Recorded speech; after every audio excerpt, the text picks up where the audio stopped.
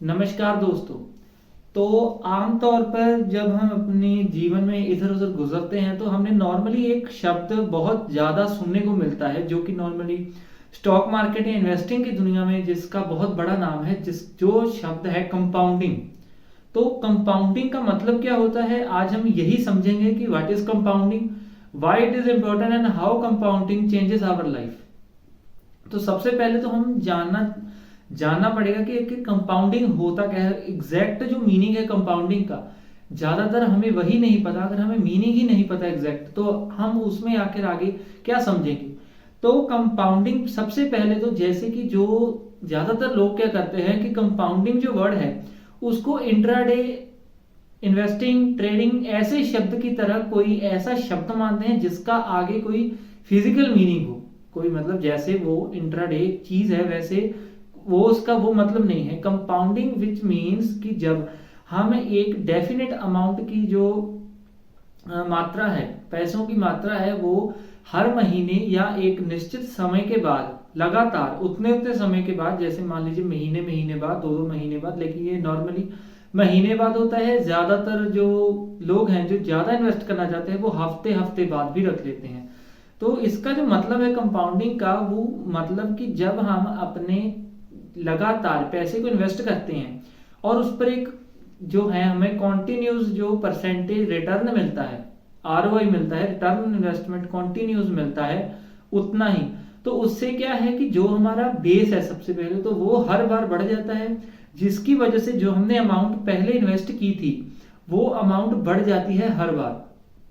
तो इससे क्या होता है कि जो हमारा अमाउंट थी जो पहले दिन हमने इन्वेस्ट की थी, मान लीजिए अगर हमने 6 लाख रुपया 10 साल में 5-5 हजार करके या 5-5 सौ जितना भी करके 6 लाख रुपया इन्वेस्ट किया, मतलब हमने जो अपने पास से 6 लाख रुपए लगाए, तो अंत के समय हमारे पास कंपाउंडिंग की वजह से, अगर हमने कंपाउंडिंग को ध्यान में रखकर इन्वेस्टमेंट की है, तो उस 6 का हमारे पास 11 से 12 लाख रुपया होगा। तो अब सवाल ये है कि हमने इन्वेस्ट किया 6 लाख, तो ये 11-12 लाख यानी दुगनी अमाउंट है। जो 6 लाख और या 5.5-6 लाख वो आए कहां से? तो यही है मैजिक ऑफ कंपाउंडिंग। कंपाउंडिंग का जो एग्जैक्ट मीनिंग है उसे हम ऐसे समझ सकते हैं कि जब हम कभी लगातार इन्वेस्टमेंट करते रहते हैं तो हर बारी जब हम इन्वेस्ट करते हैं तो जो हमारा इन्वेस्टमेंट का बेस होता है वो हर बार चेंज हो जाता है, बढ़ जाता है। इससे क्या होता है कि जो अब हमें पिछली वाली जो पहली वाली हमने उससे पिछली जो इन्वेस्टमेंट की थी तो उससे जो इंक्रीज आया वो भी उसी इन्वेस्टमेंट का एक पार्ट बन गया। तो अब उस इन्वेस्टमेंट जो उतनी इन्वेस्टमेंट बढ़ी वो इन्वेस्टमेंट का भी हमें आरओआई मिलेगा, रिटर्न ऑन इन्वेस्टमेंट। अब ये जो रिटर्न ऑन इन्वेस्टमेंट और ये कंपाउंडिंग का जो सारा खेल है ये है पेशेंस का। मतलब अगर हम इसे लंबे ग्राफ में देखें, मतलब 10-20 साल की बात करें अगर हम, तो उसके अंदर इसका जो ग्राफ है वो एकदम ऐसे ऊपर जाता है। पहले आराम से, फिर एकदम बूम करेगा, ऊपर को जाएगा। क्योंकि जब कंपाउंडिंग हमारी जो, जब मान लीजिए कि 100 रुपये मैंने पहले महीने इन्वेस्ट किया या किसी ने भी 100 रुपये इन्वेस्ट किया, तो 100 रुपये पर उसे 10% का फिक्स इन वो आरओआई मिलेगा, रिटर्न इन्वेस्टमेंट 10% का मिलेगा। तो जब उसने 100 रुपया पहले महीने लगाया तो दूसरे महीने के पहले के अंत में उसके पास 110 रुपये होने चाहिए, क्योंकि 100 का 10% 10 और 10 उसमें जुड़ गए 110%। तो जब वो दूसरे महीने इन्वेस्ट करेगा तो वो 100 रुपए का 10% नहीं होगा, उसने 100 और डाल दिया, और जो 1 रुपया बढ़ा, 10 रुपए बढ़े 110, तो वो 10 रुपए भी उसके उसमें भी ऐड हो जाएंगे। तो 110 रुपए ऊपर से 100, 210 रुपए हमारे टोटल इन्वेस्टमेंट के हो जाएंगे। 210 में क्या होगा फिर, जो 210 जब उससे उस मंथ का आखिर आएगा, लास्ट आएगा उस मंथ का, तो जो पहले महीने हमारे केवल 10 रुपए बढ़े थे 10% के हिसाब से, इस बार वो 11 रुपए बढ़ेंगे। क्यों? क्योंकि जो पिछली बार जो 10 रुपए बढ़े थे उनका 1% भी इसमें ऐड हो जाएगा। तो बहुत टेक्निकल नहीं जाते। अब इससे क्या होता है कि अब एक डिफरेंट जो मिथ है लोगों के पास कि कंपाउंडिंग है जो वो एकदम ऐसे, मतलब ऐसे सीधा ग्राफ जाता है। कंपाउंडिंग है जो उसका मतलब तो यह है, लेकिन एग्जैक्ट मतलब जो है वो इससे थोड़ा सा अलग है। अगर हम उसे डीप में जाके समझे तो जो कंपाउंडिंग है उसका ग्राफ कभी भी कंपाउंडिंग किसी भी चीज में हो सकती है, SIP हो गया या स्टॉक्स हो गए। तो अब चाहे हम कोई भी चीज में इन्वेस्टमेंट करें, लैंड की बात नहीं कर रहा मैं, अगर हम किसी भी ऐसे स्टॉक्स वगैरह में इन्वेस्टमेंट करें या गोल्ड में भी इन्वेस्ट करें, तो जो हमारा उसका ग्राफ है वो कभी भी ऐसे सीधा हमें जाता हुआ नहीं दिखेगा। लास्ट में जाना उस ग्राफ को वहीं पर है, मतलब जो लास्ट में होगा वो जो हमें नॉर्मली दिखाया जाता है ग्राफ की ऐसे एक सारता से ऊपर जाता है, वो वैसा नहीं होता, जाकर रुकना उसे वहीं है, लेकिन वो ऐसे ना जाकर ऐसे ऐसे जाता है।